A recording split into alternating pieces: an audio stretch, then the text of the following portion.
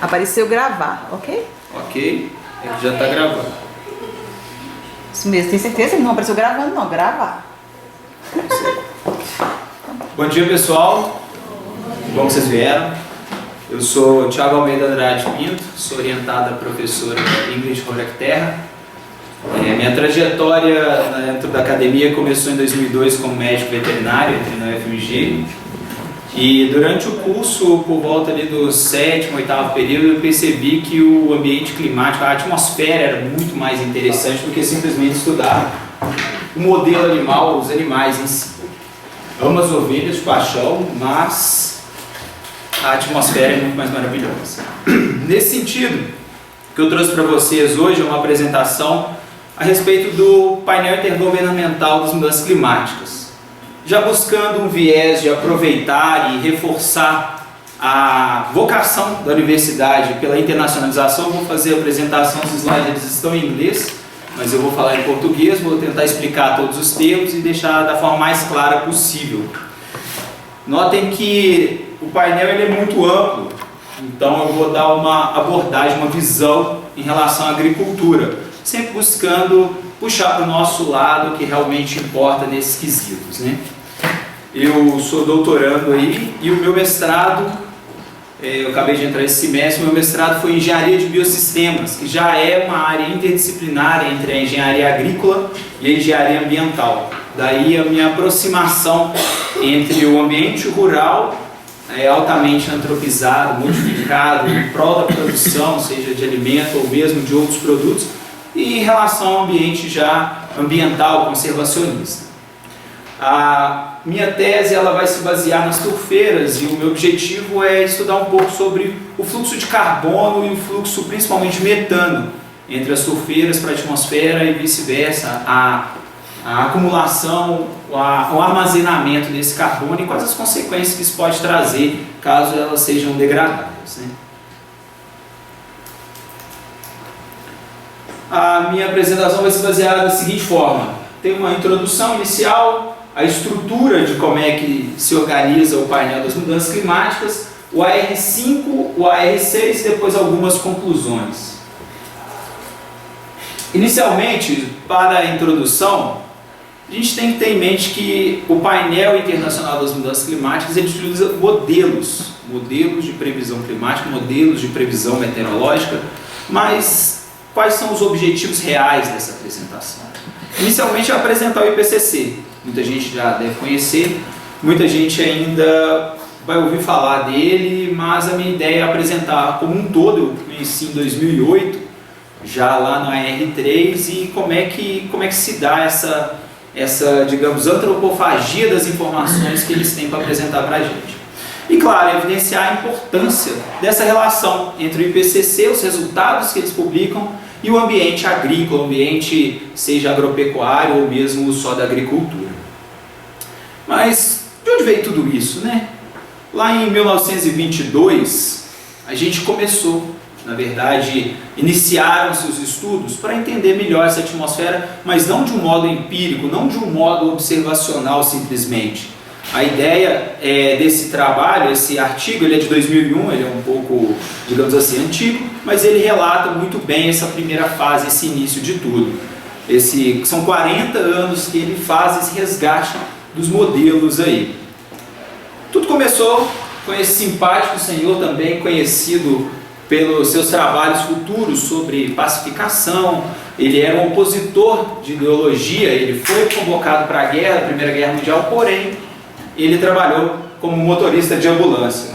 O senhor Lewis Fry Richardson, ele foi o primeiro a utilizar uma caracterização da atmosfera através de equações. O objetivo dele era incluir, através de cálculos, uma interpretação, uma modelagem dessa atmosfera. E ele foi o primeiro a fazer essa previsão do tempo. Previsão do tempo aí no horizonte de 3, 5, 10 dias. E ele está há 30 anos à frente dos primeiros computadores. Ele até no trabalho dele utiliza o termo computers, mas são pessoas que computavam, pessoas que faziam cálculos à mão. Imaginem vocês que ele já preveu que a velocidade desses cálculos era o que limitava a capacidade dos modelos, era o que limitava a capacidade de previsão e agilidade de você ter informação. Se você queria fazer uma visualização maior, ou utilizar uma área maior, você ficaria limitado porque a precisão não seria muito alta. E ao mesmo tempo, ele já fez a inclusão do modelo de oceano, ele já entendeu que o clima era controlado justamente, o clima do planeta é controlado pelos oceanos, eles que têm esse lastro de manutenção da temperatura. Mas falando de modelos também de previsão, mas não já de caracterização, a gente tem que o modelo de radiação global, o balanço de energia global, ele é a base de tudo. O Sol é quem fornece a maior parte da energia que a gente tem na Terra, e essa organização, essa distribuição dessa energia ao longo do planeta é o que faz a diferença. Seja ela em relação à latitude, a gente tem uma distribuição diferenciada da quantidade de energia, aqui em watts por metro quadrado, evidenciando que a zona tropical é a que mais recebe energia por essa linha cheia, e a linha pontilhada é justamente a energia que está sendo emitida pelo planeta, a radiação conhecida como onda longa. Já é justamente essa radiação que aquece a atmosfera. O Sol aquece a Terra e a Terra aquece o ar.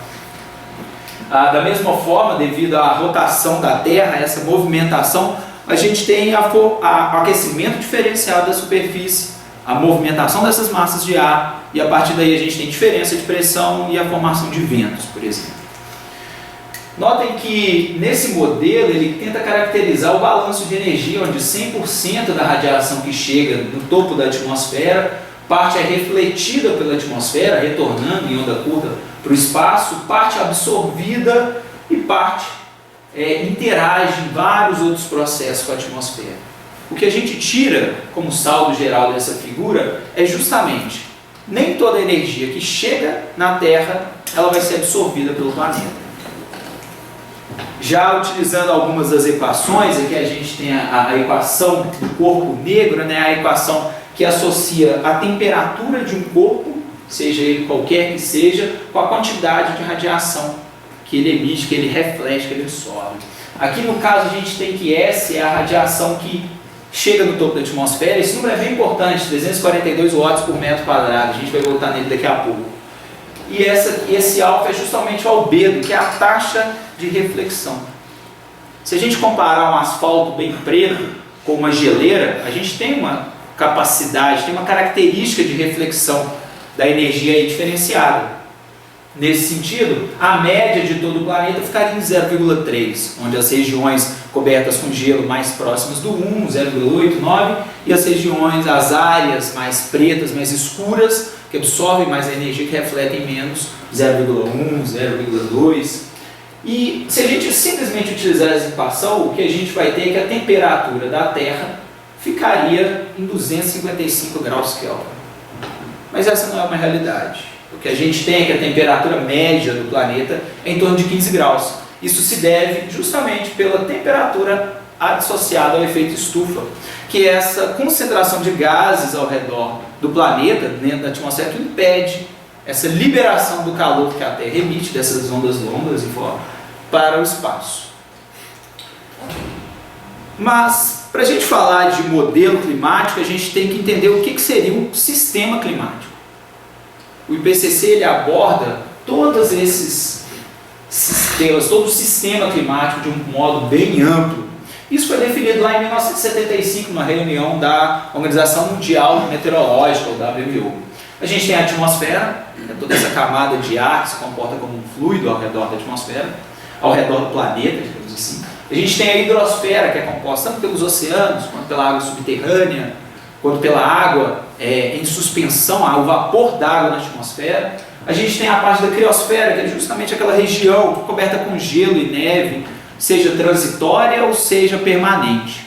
Notem que não são só os polos, aqui também tem toda a área de alta montanha, a área dos Andes, por exemplo, o Kilimanjaro, que está numa região tropical, é um vulcão, mas ele tem gelo ainda lá em cima, pelo menos no inverno. No verão a gente já está observando essa diminuição e até não presença de neve e gelo. Notem que a biosfera é composta por todos os animais, toda a forma de vida que está nessa atmosfera, presente dentro da atmosfera, ou mesmo dentro, por exemplo, dos oceanos. A land surface seria a melhor definição, uso do solo, a paisagem, A mudança do uso do solo vai acarretar consequências. E justamente quando a gente compõe isso tudo, a gente observa que cada um desses componentes eles tem um tempo de reação, um tempo de comportamento, um tempo de retorno ao seu estado natural. E o que a gente vê nessa tabela é justamente isso, onde a atmosfera tem ciclos bem curtos, aí, por exemplo, a camada limite, que seria o topo da atmosfera, ali por volta de 10 quilômetros, um pouco mais, ela a cada 24 horas ela retorna, justamente por causa desse ciclo radiativo de dia e noite, dessa oscilação. Da mesma forma, a hidrosfera a gente tem que vai de 300 a 3.000 anos essa mudança de temperatura, enquanto que a criosfera, aí, as placas de gelos, as banquisas, a formação do gelo marinho também tem um outro comportamento. E quando a gente fala já de uma camada litosférica, uma idade geológica, a gente fala aí de milhares, milhões, centenas de milhares de anos. Mas como é que um modelo funciona? Eu falo de modelo climático, eu falo de caracterização da atmosfera. Aqui a gente tem uma caracterização da atmosfera no qual mostra aqui a superfície. Aqui para baixo seria o oceano, e aqui a gente tem várias camadas atmosféricas, até aqui a estratosfera. É interessante a gente observar essa descrição e ver que ela é uma descrição ainda de 2001, daquele mesmo artigo, mas que o que ela tenta demonstrar é uma forma simplificada de como é que a gente vê. A ideia é a mesma hoje em dia, só que cada vez mais os modelos estão mais complexos. E quando a gente fala de onde a gente realmente está, a gente está aqui, na superfície.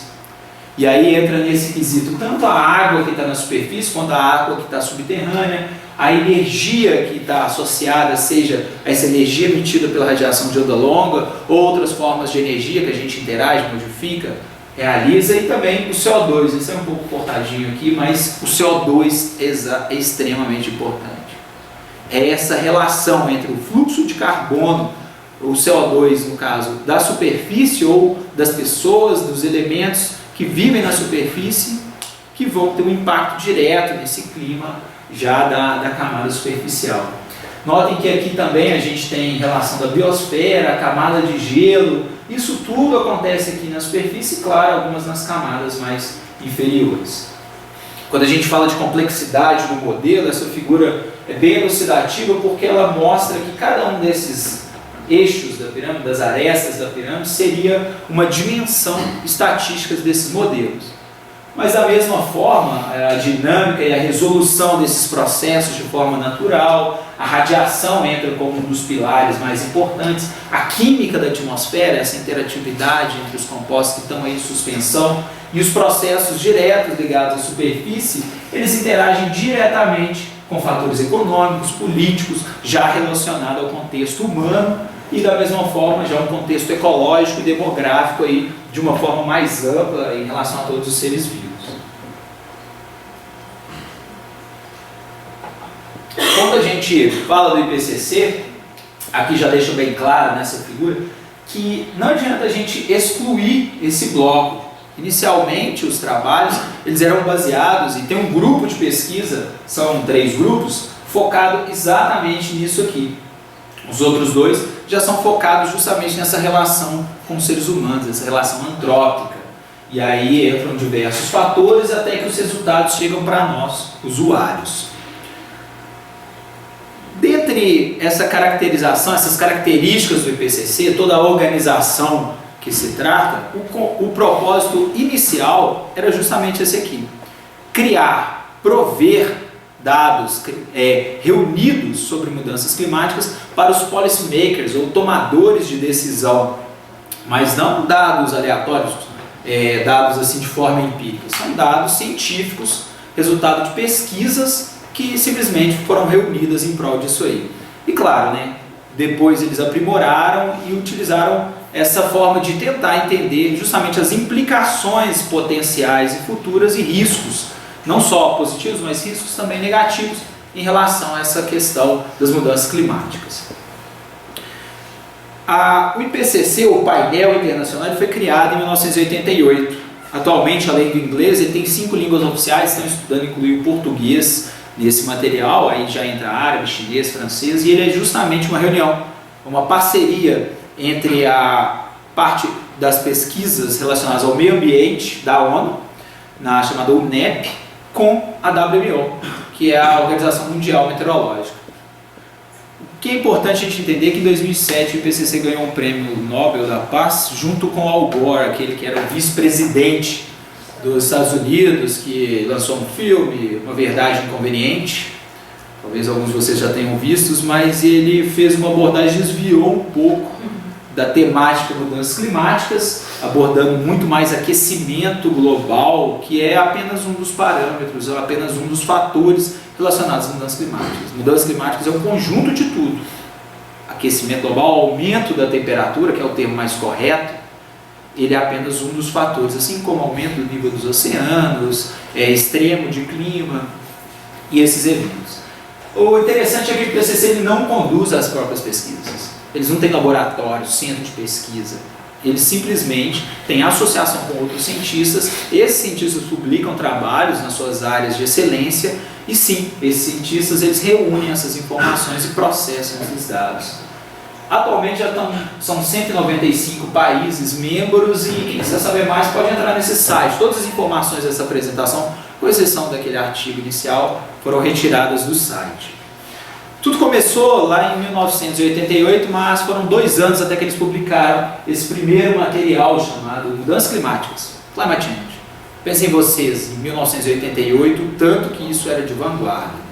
Hoje em dia esse é um assunto bem recorrente, bem frequente, de várias formas, mas em 1988 o que eles tinham eram dados como esse, totalmente medidos através de termômetros, mostrando, por exemplo, a mudança de temperatura em relação à média de todo esse período. Notem que de 1930 a gente tem um início de um aumento da temperatura, que depois dos anos 70 isso intensificou cada vez mais. A resolução desses dados não era muito boa, mas já era alguma coisa. E a ideia era justamente deixar claro a importância das mudanças climáticas e que isso traria consequências globais, não era uma coisa fronteiriça, não era uma coisa que se limitava ao meu país ou ao seu país, era uma necessidade de cooperação internacional em relação a isso. O R2 em 95, ele foi a base do protocolo de Kyoto, que aconteceu em 97. O protocolo de Kyoto, ele reforçou várias dessas formas de você intervir e controlar e diminuir esse impacto das mudanças climáticas. Nesses gráficos, o que mostra é justamente as emissões antropogênicas de CO2, aí a partir do ano 2000, já fazendo uma previsão, afinal isso aqui é de 95, e ele já trazia vários cenários aí de emissão muito mais alta e cenários de até retração, diminuição dessas emissões. Notem que aqui a gente tem vários cenários com códigos complexos, diversas formas, e a concentração de CO2, a tendência era só aumentar em cada um dos seus cenários. É interessante a gente observar que já desde o primeiro trabalho ele associa emissões de gases de efeito estufa, adensamento desse efeito estufa, com consequências de aumento da temperatura, consequências de outros eventos de mudança climática. O protocolo de Kyoto, ele veio em 97 justamente para tentar regulamentar diversas discussões que estavam acontecendo. Em 97, ainda em dezembro, foi feita a adoção desse protocolo de Kyoto, diversos países que assinaram, que eram signatários. Em 2001 teve o Acordo de Marrakech, no qual ele reforçou esse compromisso dos diversos países. Em 2005 ele realmente entrou em vigor, ele realmente entrou em atividade, tudo aquilo que havia sido planejado no modo inicial, e até hoje ainda tem algumas coisas que estão entrando em vigor. E em 2012 teve a adição de um evento em Doha que ratificou, que reforçou diversos compromissos ou mesmo excluiu alguns outros que eram irreais, que eram não factíveis no atual cenário. E dentre as principais atribuições do protocolo de Kyoto, das definições, é isso aqui, ó, transferência de tecnologia. Isso aqui é uma imagem da China, no qual a gente tem um fogão aqui que parece uma antena parabólica, mas na verdade é um fogão solar. Tecnologia muito antiga, dos anos 70, mas que serve para você cozinhar seu alimento. Sem utilizar carvão, sem utilizar madeira, simplesmente com espelhos e refletindo a luz do sol, concentrando ela num ponto só. Além disso, foram definidas metas de emissão desses gases de efeito estufa, ou monitorados esse efeito estufa, e criaram o mercado de carbono. Eu sou de um país no qual eu tenho uma grande parque industrial, não tenho capacidade de neutralizar todas as minhas emissões, porém, tem outros países que têm uma grande área natural e eu posso pagar para esses países conservarem essa área natural. É um pouco ingênuo a gente pensar que os países europeus eles simplesmente querem manter a Amazônia de pé porque eles gostam de vir passear de barco. Querem tirar férias aqui no nosso paraíso tropical. Na verdade, não. Na verdade, eles têm um compromisso mundial em manter a floresta em pé e, claro, para regular todo o clima do planeta. Isso eles não estão errados. As indústrias de diversos países do mundo, elas estão associadas a isso aqui, ó. Justamente um desenvolvimento limpo. Indústrias mais limpas, de redução dessas emissões. Mas não adianta você simplesmente reduzir as emissões, se adaptar ao problema. Você tem que mitigar a causa. E é isso que esse acordo propõe. O AR3, olha como é que os dados já tiveram uma resolução maior. E aqui já abordando desde o ano 1000 até o ano 2000, justamente sobre essas mudanças da temperatura. Sendo que de 1961 a 1990, o aumento foi exponencial. Coisa, de repente, subiu exorbitantemente. E aqui já tem algumas previsões em vermelho do que seria para os anos futuros, para os anos vindouros. Esse gráfico ele exemplifica muito bem como essa discussão toda começou. É o chamado hockey stick, ou bastão de hóquei, o gráfico do bastão de hóquei. Temperatura ia tudo bem, até que de repente ela aumenta. Mas como assim? O que aconteceu? As concentrações de CO2 acompanham a mesma proporção, e a partir daí toda a discussão foi acalorada e toda essa linha de pensamento de reduzir emissões em prol da redução da temperatura ou conter a temperatura. Essa parte azul é feita com registros paleoclimáticos, diversos props, desde termômetros, anéis de árvore, corais, registros de estalactite. E a ideia desse AR3, a grande bandeira que ele levanta, é justamente a necessidade de você adotar medidas de redução. Quando a gente já passa para o AR4, que foi aí que eu conheci o IPCC, o que a gente tem é justamente a definição. Já são 10 anos desde o protocolo de Kyoto. Então agora nós temos que firmar um compromisso de reduzir, de limitar esse aquecimento em 2 graus. Eu trouxe aqui um gráfico da América do Sul, ele tem do planeta inteiro, mas ele separa por regiões. Notem que em preto a gente tem justamente essa anomalia da temperatura, que seria a temperatura em relação à média. Então a gente tem aqui a média desse período, sendo que daqui é reconstruído, né? Então a média em relação à temperatura é que se a média desse período todo seria do 0 graus, então praticamente todo o século XX ele foi aqui, ó, acima da média, e a tendência é de aumento. Em rosa a gente tem os modelos que usam tanto o parâmetro antropogênico causado pelos seres humanos quanto o parâmetro natural. E em azul só o parâmetro natural, mostrando e evidenciando, reforçando que o ambiente natural não vai dar conta de recuperar todo o cenário que a gente está. Então a gente influencia muito. Nessa época também surgiram algumas discussões e hoje em dia já é bem mais frequente você ouvir o termo antropoceno, que é justamente o período geológico definido pela influência dos seres humanos sobre o planeta. A gente modificou a vida no planeta através da mudança do uso do solo. E esse é o que a gente tem atualmente. Ele é de 2014 e esse material é o que serviu de base para o Acordo de Paris. O Acordo de Paris, assim como a ECO 92, assim como o Protocolo de Kyoto, ele é mais uma dessas reuniões mundiais em prol das mudanças climáticas, em prol de você entender e fazer com que os dirigentes, os governantes de todo o país possam conversar a mesma língua. Notem que o que a gente tem, basicamente, o melhor material, o mais prático, é esse aqui, ó, o Synthesis Report. Já tem esse material em português, mas o que ele faz? Ele reúne todos os principais gráficos dos 3 grupos de trabalho. A gente tem o grupo de trabalho da parte física, o grupo de trabalho da parte de adaptação e o da mitigação de redução das emissões, de você não só se adaptar ao problema, mas você de tentar diminuir esse problema. O Acordo de Paris, ele prevê desde 2018, desde 2015 para 2018, todos os anos, eventos, reuniões, compromissos, mudanças de paradigma, justamente em prol dessa atribuição de você tentar adaptar e reduzir principalmente as consequências da mudança climática. Agora para 2020, a gente tem um comunicado que reforça ainda mais em tentar ficar abaixo dos 2 graus Celsius a temperatura do planeta, isso para 2100. Desde o começo, o IPCC ele tinha esse compromisso. O que eu vejo agora e qual é a previsão para 2100. Se eu não tiver um norte, se eu não tiver um horizonte futuro, as consequências das minhas atividades de agora elas vão ser muito mais nefastas.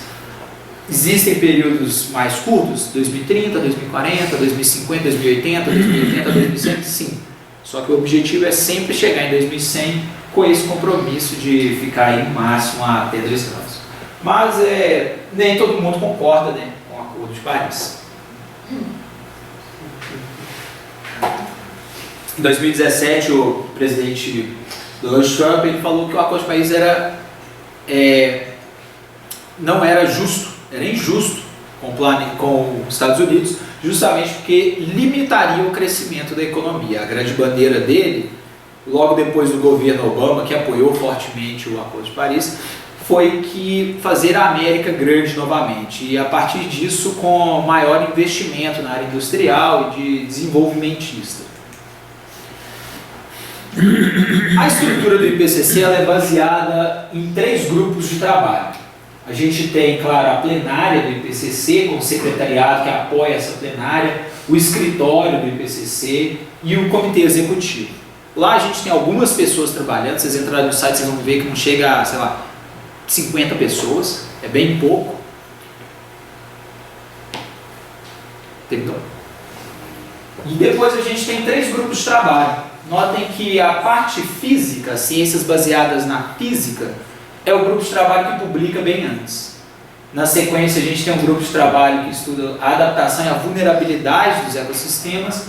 E por último, o grupo que busca mitigar essas mudanças climáticas. A força-tarefa, que faz o inventário dos gases do efeito estufa, ela está ali para servir de protocolo, estabelecimento de metodologias para todos os outros grupos.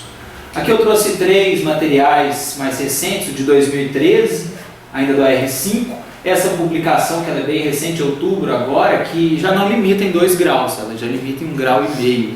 O objetivo aqui é mais ousado. O foco aqui é reduzir e chegar em 2100 com no máximo 1,5 graus de aumento em relação ao início do período industrial, lá para 1850. Notem que aqui a gente já está previsto que para 2021 eles vão lançar o material do AR6. Vou contar um pouquinho do que já tem sobre o AR6, os materiais publicados previamente, mas a ideia desse grupo é observar, utilizar observações, utilizar dados paleoclimáticos, estudos desses processos e associar tanto a teoria como os resultados da modelagem em prol de fazer previsões mais assertivas. Aqui o objetivo é monitorar os gases do efeito estufa, é entender como é que a temperatura, seja da área de terra, seja da área da atmosfera, seja da área dos oceanos, como é que ela está, a temperatura da superfície do mar, entender os ciclos hidrológicos e o padrão desses ciclos hidrológicos, entender a mudança desses ciclos hidrológicos. Por exemplo, cada vez mais o que a gente observa, isso mesmo, sem muito estudo, sem muita, rigidez científica, é uma redução do período chuvoso, um aumento do verão, uma intensificação das chuvas, tudo isso é estudado por essa parte do grupo. E claro, entender também a parte das geleiras, os oceanos, como é que o nível dos oceanos está se comportando e a bioquímica, a química dessa atmosfera. Já em relação ao grupo de adaptação e vulnerabilidade, o que ele associa é justamente o fator socioeconômico aos sistemas naturais em relação às mudanças climáticas, sejam elas negativas ou positivas. Claro que se a gente pensar, é muito mais fácil pensar em consequências negativas, mas imagine a Sibéria, toda aquela área coberta de gelo, você tem um mês e meio, 2 meses para cultivo durante o verão, depois o solo, a temperatura cai muito, tudo volta a congelar e você já fecha a janela. Então você tem imensas áreas não agricultáveis, com uma terra muito fértil, com potencial altíssimo. Um aumento da temperatura nessa região vai trazer um benefício, vai expandir a área agrícola.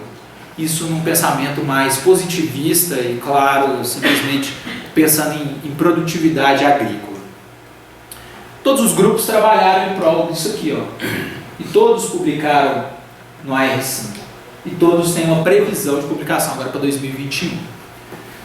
Já esse grupo, o foco, como eu já disse, é reduzir a emissão dos gases de efeito estufa, ou até remover grande dessas concentrações. Imagine uma indústria que injeta carbono na atmosfera, que recolhe esse carbono da atmosfera e injeta esse carbono no solo. Uma indústria de extração de petróleo que, ao invés de queimar o excedente na torre de craqueamento, ela pega essa fumaça e reinjeta no poço que ela acabou de extrair o petróleo.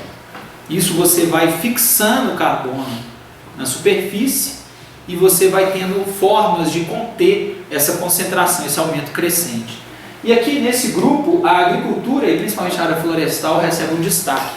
A compensação de emissões através de florestas plantadas ou mesmo de áreas agricultáveis, espécies mais perenes, mas não só de ciclo anual, ela entra como uma forma de reduzir essas emissões de outras fontes, como setor de energia, de transporte, de construções, indústria, lixo, produção de lixo. A gente não pode novamente ter um pensamento ingênuo e acreditar que o nosso setor é totalmente do bem.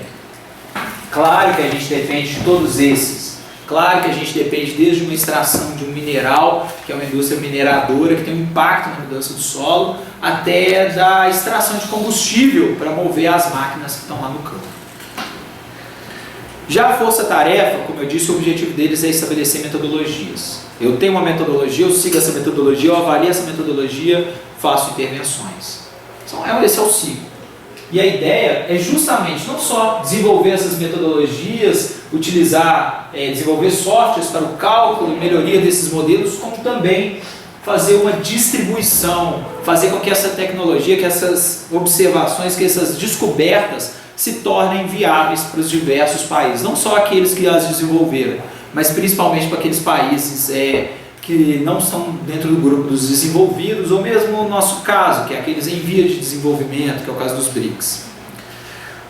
Já entrando no AR5, que é o atual Assessment Report, ou relatório de pesquisa, o que a gente tem é esse material. Ele é de fácil acesso, ele é o Synthesis Report, ele tem poucas folhas, dá umas 40 e poucas. Se você for considerar cada um dos grupos de trabalho, você vai passar de 300, 400 folhas, o trabalho como um todo, a publicação como um todo. Inicialmente, o que a gente tem são esses dois gráficos muito representativos. Esse aqui, da temperatura, traçando aí de 1850 até 2015, que é a época 2014, que é a época da publicação desse material.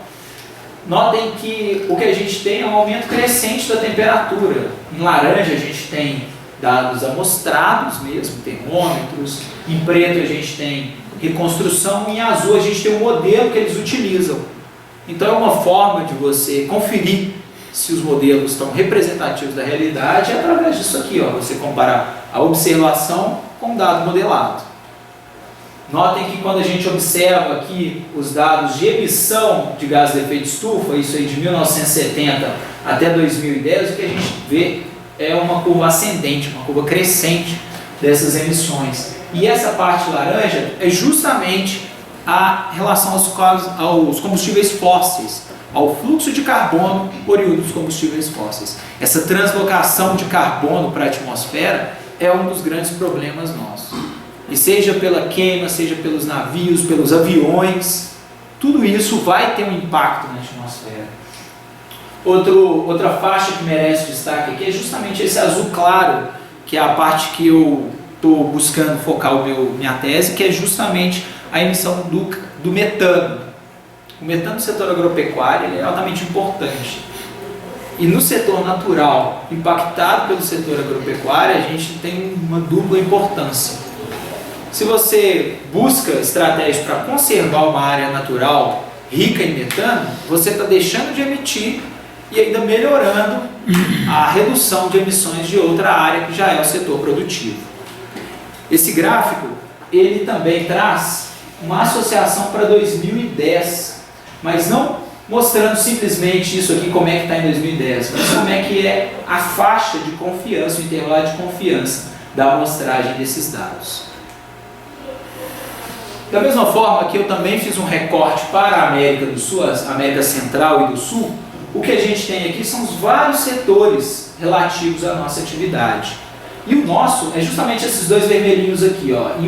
Quando você tem o trator colorido ou a foto colorida, o desenho colorido, é que ele tem mais importância. Quando você tem ele só o contorno, é que a importância é um pouco menor. Ao mesmo tempo, essas barrinhas na lateral mostram o intervalo de confiança, a associação que esse parâmetro tem com as mudanças climáticas.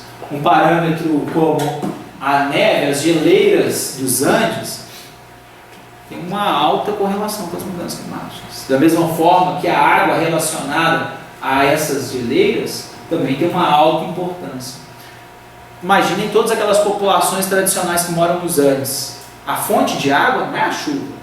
Está ali acima de 3.000 metros, 3.500 metros, bolivianos, venezuelanos, equatorianos, chilenos, toda essa população peruana, ela vive em base da água que vem da geleira. Se você quebra esse ciclo de reposição de neve fresca lá no topo da geleira, você vai deixando essas populações com menor oferta de água, vai causar migrações, vai causar impacto na produtividade, redução da produtividade, impacto justamente no bem-estar, que seria esse vermelhinho aqui das pessoas. O impacto no bem-estar das pessoas e na produção de alimentos são os dois fatores mais importantes, justamente porque você tem um cenário de previsão de aumento da população, aumento das mudanças climáticas, intensificação da mudança climática, aumento da temperatura, e o impacto aqui cada vez vai ser mais direto. Talvez no AR6, esse foguinho aqui, ó, já não esteja só o contorno. Talvez ele já esteja com 3 barrinhos, quem sabe. Lembra daquele número, 342 watts por metro quadrado? Ele é justamente a quantidade de radiação, seria esse 100% aqui, que chega lá no topo da atmosfera. Quando foi lançado a R4, a proposta dele era justamente simplificar o entendimento dos modelos.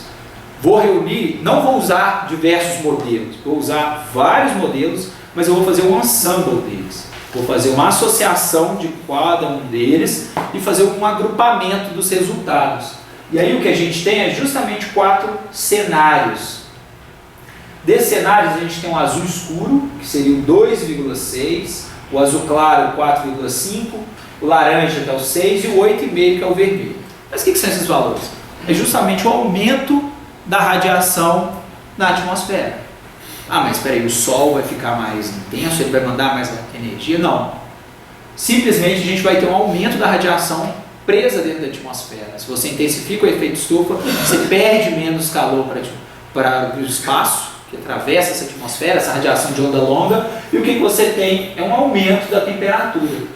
Aqui a gente tem uma associação das emissões de gases do efeito estufa, no caso aqui em gigatoneladas de carbono, CO2, e aqui a gente tem as concentrações para cada um desses cenários, de 1950 até 2100. Quando esse material foi publicado, aqui em 2013, 2014, ele já fazia a previsão de 8,5, o cenário mais, vamos dizer, pessimista, ou cenário de máxima emissão, no qual você não tem a diminuição das emissões atuais. Você tem, inclusive, a intensificação dessas emissões. Você tem o cenário 6 e o 4,5, que está mais parecido com o que a gente tinha em 2010, e você tem o cenário 2,6, que é aquele cenário no qual a população ela entende que realmente é um problema global e ela reduz essas emissões, ela pisa no freio do que está acontecendo, das emissões. E aí você tem até uma redução. Atualmente os comentários, os trabalhos, a associação mais frequente é o que vai acontecer entre 2030 e 2040. 2020 já está aqui, mas o que vai acontecer na próxima década? Qual que é a previsão? Qual que é a informação que eu vou fornecer para esses tomadores de decisão, sejam eles governamentais, iniciativa privada ou mesmo educacional, para poder guiar as informações que eu vou dar lá em 2030, 2040. Notem que aqui a gente tem dois dois cenários, o mais conservador, o mais seguro e o mais grave. Isso aqui fazendo um comparativo entre 1986 a 2005 com 2080 e 2100. Aqui a gente tem mudança na temperatura da superfície da Terra. Em branco, que é essa área aqui, tem um aumento de 0 a 0,5. Na nossa região, já fica em torno de 1,5 grau até 2. Se a gente tiver um cenário de 8,5, aqui a gente não vai ter menos que 4 graus de aumento da temperatura. Isso é temperatura média anual na superfície. Isso é um problema muito sério, porque imagina todo o zoneamento agroclimático que a gente tem atualmente, tendo que ser modificado, todo expandido para outras áreas ou retraído de outras áreas. A pesquisa toda envolvendo, ele falou Marei falou de você trabalha atualmente com o produto para ser lançado em 8 anos e você já está tendo a perda desse desenvolvimento genético em 3 anos. Imagina num cenário como esse, quão rápido vai ter que ser a adaptação, a criação de novos elementos. Da mesma forma, isso aqui é o que mais me preocupa, que é justamente a mudança no padrão de precipitação. A pluviosidade, que é essa distribuição da precipitação, a quantidade que está sendo distribuída, isso vai ter um impacto gigantesco, é praticamente todo negativo. O escuro está só aqui nessas áreas do Pacífico ou mesmo do Ártico e da Antártica. O que a gente tem, esse bege aqui, ficaria em redução de 10 a 20 milímetros. Pensa nisso num cultivo, na demanda por água, igual o Marinaldo destacou. Se eu vou fazer uma demanda por água, se eu vou fazer uma previsão, tem que considerar que eu vou gastar mais água ainda do que já está atualmente. E eu vou tirar essa água subterrânea, e qual vai ser a consequência disso? Ela vai para a atmosfera, vai intensificar, o vapor d'água também é um dos principais gases de efeito estufa, vai intensificar e aí eu vou ter um agravamento, uma intensificação desse aumento de temperatura. Notem que aqui no cenário do 8,5 também eu tenho uma redução e eu tenho até uma intensificação aqui. A água do Pacífico tende a aumentar muito e aí eu já tenho consequências relativas a teleconexões, por exemplo. El Niños mais fortes, seca mais grave, chuvas mais intensas, alagamentos, enchentes. Tudo isso é consequência desse aumento da temperatura, aumento da concentração dos gases de efeito estufa. Esse gráfico é bem interessante porque ele mostra 4 coisas. A primeira linha é como está no presente. A segunda é o 2030, 2040, como eu falei para vocês. E 2080, 2100 são as últimas 2 linhas, no qual aqui é 2 graus e aqui é aumento de 4 graus. Já avisando esses 2 cenários aí. Para a América do Sul, o que a gente tem é uma redução da disponibilidade de água e aumento das inundações e deslizamentos. Justamente por causa do impacto, olha como é importante as geleiras e a disponibilidade de água.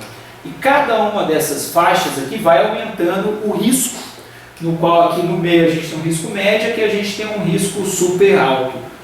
Notem que atualmente está um risco médio em relação à disponibilidade de água, mas para 2030 já está previsto um risco alto e 2080, 2100 um risco muito alto, mesmo no cenário de aumento de 2 graus. Essa faixa laranja, ela mostra um intervalo de confiança de o menor, digamos assim, o melhor cenário, menor possibilidade, que é o fim da barra laranja, no qual houve adaptação, houve mitigação, houve redução das emissões. E o fim da faixa listrada é justamente não houve nada disso. Quando a gente fala em produção de alimento, atualmente já é um risco alto. A tendência é de só aumentar e ficar cada vez pior. E quando a gente fala do bem-estar das pessoas, nem foi feita uma especulação, talvez entre agora no AR6.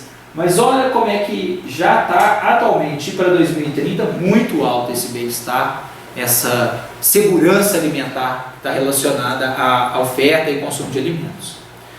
Já fazendo uma previsão, já trazendo o que já foi publicado em relação ao AR6, o que a gente tem aqui, primeiramente, é esse aumento da temperatura, aquecimento do planeta como um todo, na temperatura média de 1,5 graus. Foi publicado em 2018, e o que ele mostra são gráficos cada vez mais refinados. Notem como é que a precisão da geração do dado está cada vez melhor. Tem uma equipe toda que trabalha nessa parte de geração de imagens, tornar a informação mais palatável para os tomadores de decisão. Pensa também os tomadores de decisão como os políticos. Eles não são especialistas em mudanças climáticas ou agricultura ou qualquer coisa disso. Eles são especialistas em serem políticos. Eles são políticos. Então, existe um grupo de assessores que tem que fornecer informações para ele.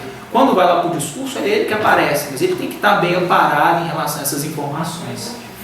O que a gente já observa aqui é o aumento da temperatura média do planeta e uma tendência aqui de aumento no qual essa barra laranja é justamente o limitante de 1,5 graus. A tendência é essa aqui, ó, de aumento da temperatura. A gente tem um cenário azul e um cenário rosa, no qual o cenário azul é justamente uma rápida redução desse CO2, tomadas de decisão, no qual visam reduzir essas emissões até um cenário 2,6, e esse aqui é simplesmente uma não redução, até uma intensificação nessa linha de cima aqui da previsão da temperatura.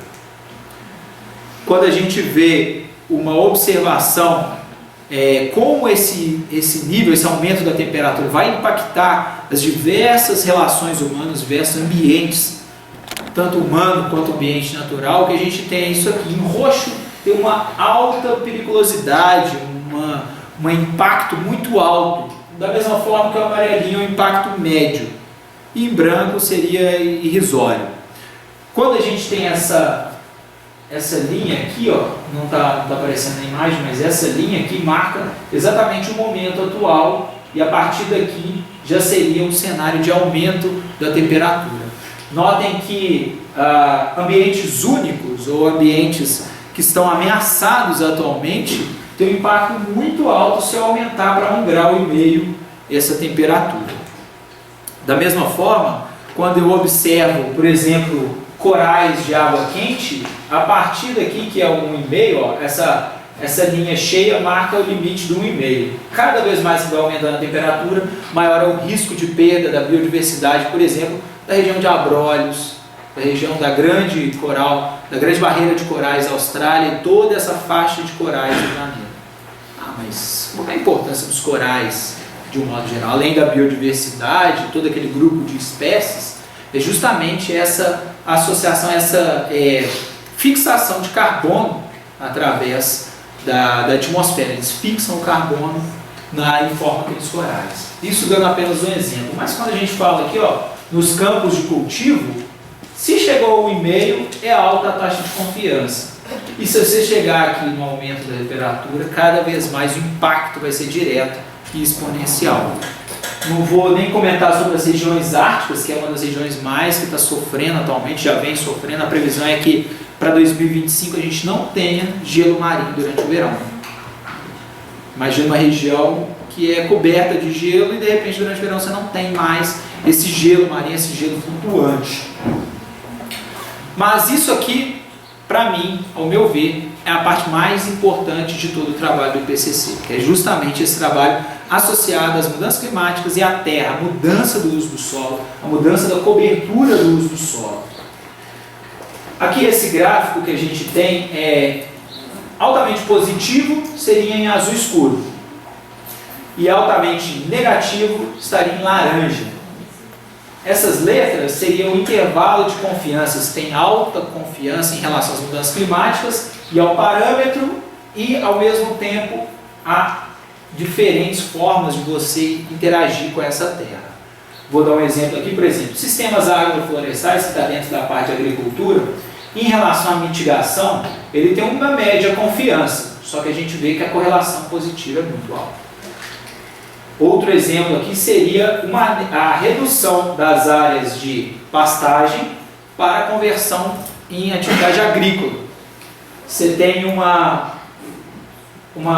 baixa intervalo de confiança, mas você tem uma correlação negativa muito alta.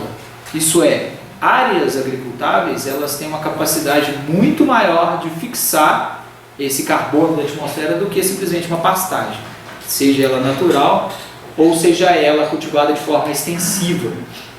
Então, a recuperação de áreas degradadas vai ter um impacto direto e muito eficiente nessa redução em relação à segurança alimentar. Aqui também a gente tem adaptação, desertificação e degradação da terra. Quando a gente já fala de um setor aqui que é o que mais me importa em relação ao meu trabalho, é justamente a restauração e redução da conversão de peatlands ou áreas alagadas, turfeiras, vamos entender como turfeiras, tem um impacto direto, uma correlação negativa muito alta em relação à segurança alimentar. Se eu conservo essas áreas, eu tenho uma menor redução das emissões de carbono para a atmosfera e com isso eu vou ter uma segurança alimentar maior. Da mesma forma, a temperatura da atmosfera, a temperatura do ar, não é necessariamente a temperatura da superfície. Quando eu vejo esses dois gráficos, o que eu tenho é que se eu mudo a superfície, eu mudo o albedo, eu aumento a temperatura da superfície e, consequentemente, eu já vou aumentar muito mais a temperatura da atmosfera. É interessante a gente notar que nesse gráfico que a gente tem a linha 1, 2 e 3, na linha 2 a gente tem as emissões de metano relativas à agricultura, a tendência é positiva de aumento direto, tá? Assim como as emissões relativas ao nitrogênio, né? Com a intensificação da adubação, uso de nitrogênio químico e tal. Esse gráfico aqui ele mostra que de 100% da área livre de gelo, que seria 130 milhões de quilômetros quadrados de todo o planeta, a área de savanas e áreas ao redor dessa savana ocupa 16%, a área relativa a florestas manuseadas, a florestas manejadas, seja ela para a atividade madeireira, de tora, de lenha, ela ocupa 20%, e a área de pastejo extensivo ocupa 19%. Essas são as principais áreas degradadas. E quando a gente olha aqui, ó, a área irrigada mesmo, de cultivo irrigado, é apenas 2%. A gente não pode simplesmente confiar nisso aqui para aumentar a produtividade de alimentos, ou não pode confiar nisso aqui para visualizar, vislumbrar como estratégia. O manejo, o uso da água tem que cada vez ser mais racional, mas é importante a gente notar isso. E uma das últimas informações aqui que eu acho bem interessante, essa linha 2 e a linha 4 mostra justamente na 2 a prevalência de sobrepeso e obesidade, na linha 4 a prevalência de desnutrição. É interessante que a partir de 80 as duas aumentam cada uma para o seu lado. Quer dizer que as pessoas estão se nutrindo melhor, mas estão se nutrindo excessivamente. O aumento da obesidade aqui está sendo já um problema de saúde pública, justamente decorrente desse aumento do consumo de calorias. Então, as pessoas estão demandando mais energia, estão demandando um consumo maior, mas ao mesmo tempo essa distribuição ela tende a ser perigosa. E já considerações finais, como conclusão, o IPCC ele tem como objetivo garantir que essa informação climática sobre as mudanças climáticas seja transmitida para os tomadores de decisão. A ideia deles é reunir essas informações e fazer com que elas cheguem aos tomadores de decisão. Da mesma forma, todos os tipos de emissões de gases do efeito estufa estão representadas no setor da agricultura. Seja na mineração para você construir o seu trator, seja na extração de algum calcário, alguma fonte de adubação e correção do solo. A gente tem que estar sempre atento a isso. E entender como é que as mudanças climáticas, os efeitos das mudanças climáticas vão influenciar a sua região de produção, a sua área de pesquisa, aquela área que você está trabalhando, é a chave para a sobrevivência e para o sucesso do negócio. Se lá em Unai você tem a região que tem a falta de ar, tem aumento de temperatura, como é que você vai contornar justamente esse problema, esse limitante do clima? E adaptar e mitigar essas estratégias de adaptação e mitigação, elas já são parte da nossa realidade. Desde quando você ouvia lá, desde a infância, fecha a torneira para escovar os dentes, faça uso mais consciente da água, até em relação à oferta e consumo de combustível, seja mais consciente, dê carona, coisa desse tipo. Tem um videozinho aqui, eu não sei se vai ter tempo, mas era isso que eu tinha para falar. Muito obrigado.